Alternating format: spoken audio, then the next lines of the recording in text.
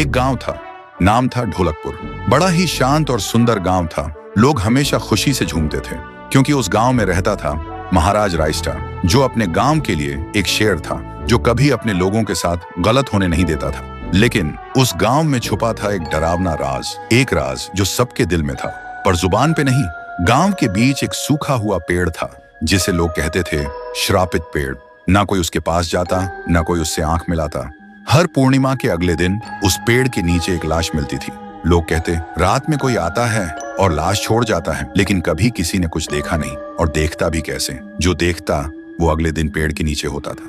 एक दिन रायस्टार ने ठान लिया, बस अब और नहीं, इस राज का अंत मैं ही करूंगा, क्योंकि ढोलकपुर का नाम मिट्टी में मिल रहा था। फिर एक पूर्णिमा की रात रायस्टार चुपके से जाकर पेड़ के पास बैठ गया। रात के 2 बजे एक आवाज आई, ठुंग ठुंग ठुंग ठुंग ठुंग ठुंग ठुंग ठुंग ठुंग सहूर।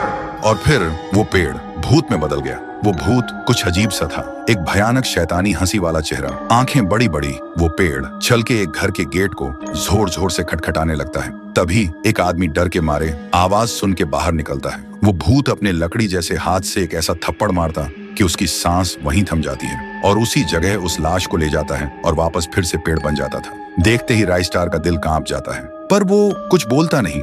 सुबह लोग भीड़ में जमा हुए और रायस्टार ने पहली बार उस पेड़ से बात करने की कोशिश की। पेड़ के अंदर से एक आवाज निकली, क्या तुम सब भूल गए मुझे? रायस्टार बोलता है, तू कौन है? पेड़ बोलता है, मैं हूँ ठुन ठुन ठुन साहुर। एक वक्त था जब मैं भी इस गांव का एक प्यारा सा बच्चा था, लेकिन 100 साल पहले मुझे इसी पेड़ से रस्सी बांधकर उल्टा लटका दिया गया, गांव वालों की आंखों के सामने, और मेरी मौत को तमाशा बना दिया गया, सिर्फ इसलिए क्योंकि मैंने एक राज देख लिया था जो लोग छुपाना चाहते थे।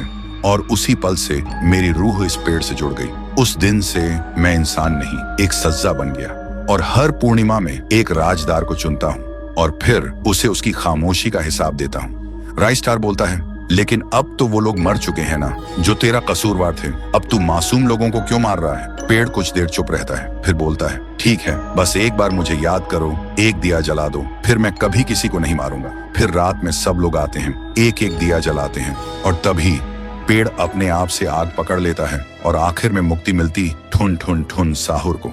उस दिन के बाद गांव में कभी कोई लाश नहीं मिली। हर पूर्णिमा में लोग एक दिया जलाकर उसकी यादों को जिंदा रखते हैं, क्योंकि अगर भूल गए तो सपने में एक आवाज सुनाई देती थी, ठुंग ठुंग ठुंग ठुंग ठुंग ठुंग ठुंग ठुंग ठुंग सहूर।